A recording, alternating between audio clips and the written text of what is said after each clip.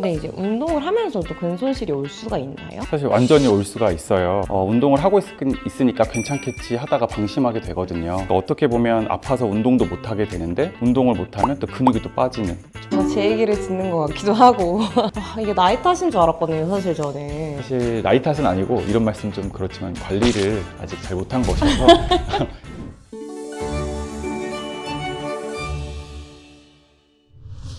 안녕하세요. 약사분들의 건강 상식이 가득 담긴 비밀 노트를 들여다보는 시간, 약사의 비밀 노트 시즌2에 오신 여러분들을 환영합니다. 네, 오늘은 스포츠 약사로 유명하신 우리 정상원 약사님을 모셨는데요. 약사님 자기소개 한번 부탁드립니다. 네, 안녕하세요. 스포츠 약학회를 이끌며 선수들에게 도핑에 대한 교육과 상담을 하고 있고요. 생활 스포츠 지도사, 또 노인 스포츠 지도사로서 여러분들의 안전한 운동 실전까지 책임지고 있는 스포츠 약사 정상원이라고 합니다. 오늘은 또 스포츠 약사이신 만큼 저희가 좀 근손실에 대해서 여쭤보려고 하는데요. 아마 여러분들도 이런 말씀 해보신 적 있으실 거예요. 나 운동 시작했는데 오히려 뭔가 늙고 처져 보여. 분명히 살은 빠졌는데 몸은 탄탄하지 않고 그냥 작아진 것 같아. 이게 바로 근손실 때문이라고 합니다. 근데 이게 또 의지의 문제가 아니라 다 이유가 있다고 해서 우리 약사님께 한번 여쭤보고 근손실 타파 방법을 알아보도록 하겠습니다.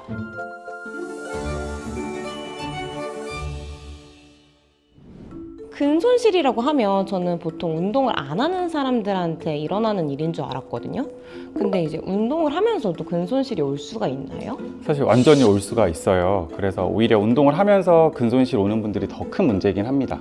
운동을 하고 있으니까 괜찮겠지 하다가 방심하게 되거든요. 그 사이에 근육들이 점점점 빠져나가기 시작을 하죠. 근육은 사실 매일 조금씩 만들어지고 또 조금씩 분해가 되는데요. 이게 균형이 맞으면 유지가 되는 건데 이게 균형이 깨지게 되면 이제 조금씩 근육이 빠지기 시작을 합니다. 네, 좀 슬픈데요, 듣기만 해도. 근데 왜 30, 40대 여성들에게 더 특히 심하다고 얘기를 하는 걸까요? 사실 이거는 이제 여성 호르몬 때문에 그래요. 이제 여성 호르몬이 근육을 만드는 것도 도와주거든요. 근데 30대 중반 좀 지나면서부터 이 호르몬이 줄어들기 시작을 합니다. 또 거기다 스트레스 호르몬인 코티졸이라고 하는 호르몬도 영향을 미치는데 30대 중후반 여성분들 같은 경우는 직장도 다니고 또 육아도 하고 또 이것저것 챙기다 보면 사실 스트레스가 엄청 많아지잖아요. 그러다 보면 사실 이 모든 게 다 근육에 영향을 미치게 됩니다. 이야기를 듣다 보니까 좀 열심히 사는 사람일수록 근손실이 많은 것 같은데 이게 맞을까요? 네, 안타깝지만 사실 그런 면이 좀 있어서 더 신경을 좀 써야 되는 부분이 있습니다. 그렇군요. 보통 이제 근육이 빠지는 걸 두려워하는 게 이제 좀 외적으로 봤을 때 탄탄해 보이지 않고 좀 흐물흐물해 보이고 좀 뭔가 기운도 없는 것 같고 그런 힘이 약해지는 문제 말고 또 다른 문제가 있을까요? 사실 근육이 없어지면 생기는 문제들은 굉장히 많아요. 근육이 빠지게 되면 기초대사량이 많이 떨어지게 됩니다. 기초대사량이라고 하는 건 내가 아무것도 하지 않아도 몸에서 사용되는 에너지인데요. 근육량이 많을수록 또 가만히 있어도 칼로리를 많이 소모하게 되는데 내가 이 근육이 빠지게 되면 이게 줄어들게 되면서 예전하고 똑같은 양을 먹었음에도 불구하고 살이 찌게 되는 상황이 되는 거죠. 그리고 또 살이 찌게 되면 또 몸 자체가 당을 또 처리하는 능력도 떨어지기 때문에 이게 또 안 좋은 상황이 되고요. 추가적으로 근육이 또 이제 줄어들게 되면 이 관절 부위를 잡아주는 힘도 좀 떨어지게 됩니다. 그러면 자연스럽게 뭐 무릎이라든지 허리 쪽에 통증이 좀 유발되게 돼요.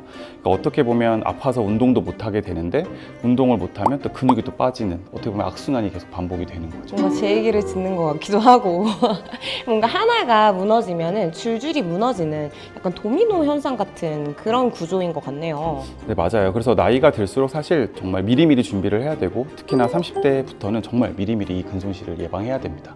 그러면 이제 또 많은 분들이 궁금해 하실 만한 게 있을 것 같아요. 나 근손실인지 어떻게 체크할 수 있어? 뭐 이런 것도 궁금해 하실 것 같은데. 저도 이제 약국에서 환자분들을 상담하다 보면 이제 근손실이 진행 중인 분들이 보이게 됩니다. 그래서 이들을 위한 신호들이 이제 다 대충 보이게 되는데요. 이거를 여러분들도 한번 들어보시면서 체크를 해보시면 좋을 것 같아요.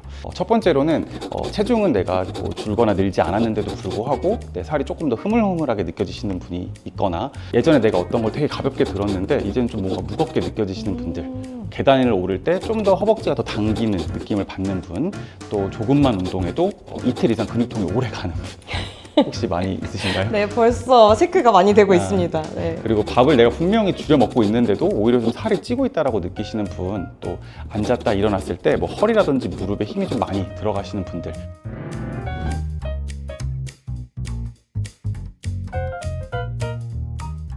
혹시 여기에 몇 개나 들어가실까요?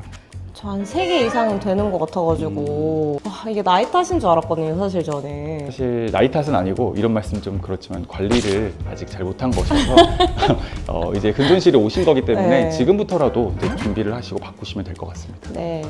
근손실 우리가 해결을 해야 되잖아요. 성분을 한번 얘기를 해보면 좋을 것 같은데요. 근육 연금을 들 수 있고 근손실을 방지할 수 있는 그런 성분들을 좀 알려주실 수 있을까요? 네, 그럼요. 오늘은 제가 3가지로 정리를 하려고 합니다. 첫 번째로 류신이라고 하는 거예요.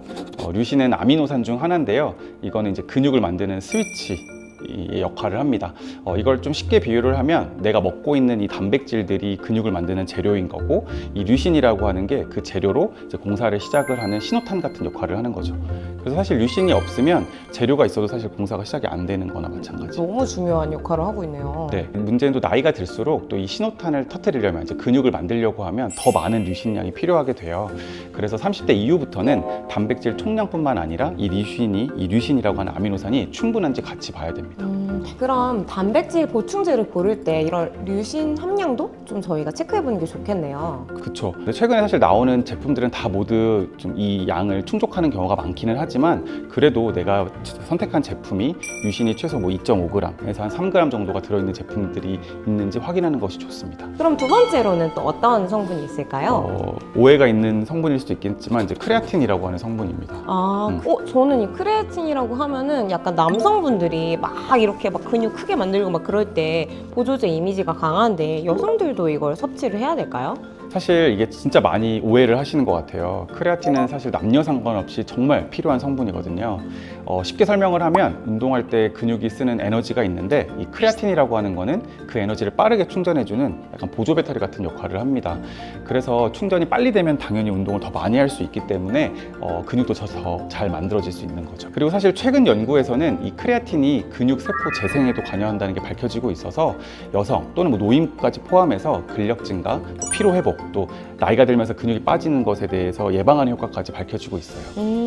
근데 저 이런 이야기도 들어본 적 있거든요. 크레아틴 먹으면 막 몸이 붓는다. 그래서 막 여성들은 피한다. 막 이런 얘기를 많이 들었거든요. 이것도 좀 오해가 있는 부분인데요. 이제 크레아틴을 섭취하게 되면 얘가 이제 근육 안에서 이 수분을 끌어당기게 됩니다. 그렇게 되면 이건 근육이 더 팽팽해지는 거지 얼굴이나 몸이 붓는 건 아니에요. 그래서 초기에는 체중이 조금 늘 수 있긴 하는데 그건 사실 지방이 아니라 그냥 수분인 거기 때문에 걱정 안 하셔도 됩니다. 다만 크레아틴이 근육으로 수분을 끌어당기기 때문에 복용할 때 평소에 좀 더 물을 충분히 드셔야 위장장애나 근육 경련을 예방할 수 있어요. 세 번째는 좀 세트로 묶어봤는데요. 비타민 D랑 마그네슘입니다. 이 둘은 정말 근육이 작동하는데 꼭 필요한 성분이기도 합니다. 예를 들어 이제 비타민 D 같은 경우는 부족할 때 근육에 힘을 쓰는 능력 자체가 좀 떨어질 수 있어요. 그래서 쉽게 말하면 비타민 D가 없으면 근육이 좀 게을러진다라고 말할 수 있습니다. 마그네슘은 근육이 수축되고 이완될 때, 그리고 움직일 때 필요한 성분입니다. 마그네슘이 부족하면 우리가 흔히 느끼는 게 이제 쥐가 잘 나고 눈떨림이 온다든지 회복이 좀 더디다는 느낌을 받을 수 있는데요. 특히나 또 커피를 좀 많이 드시는 분들 같은 경우는 이뇨작용을 통해서 또 마그네슘이 더 빨리 빠져나갈 수 있기 때문에 더 많이 챙겨 드시는 게 좋습니다. 사실 저희가 많이 언급했던 그런 성분들보다 사실 생활습관이 훨씬 더 중요한 것 같아요. 그래서 3가지 정도 말씀을 드리고 싶은데요. 첫 번째로는 단백질을 이제 우리가 과잉 복용하면 안 됩니다. 그러니까 한 번에 막 이제 용량을 채우시려고 하는 경향이 있을 수 있는데 우리 위장에 한계가 있기 때문에 세 끼 나눠서 잘 챙겨 드시는 게 중요하고, 여기서 말씀드리고 싶은 건 세 끼 다 단백질을 좀 잘 챙겨 드시는 걸 추천드리고 싶어요. 그리고 두 번째로는 잠을 잘 자야 됩니다.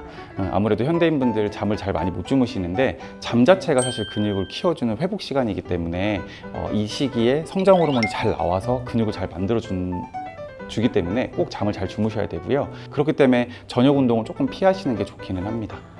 그리고 마지막으로 달리기만 하면 안 됩니다. 그러니까 우리가 유산소만 좀 많이 하시는 경우가 있는데 네네. 유산소만 하게 되면 오히려 지방이랑 근육도 같이 빠지게 돼요. 그래서 우리가 일반적인 뭐 스쿼트나 플랭크처럼 근육 운동, 무산소 운동도 같이 겸하는 게 꼭 필요합니다.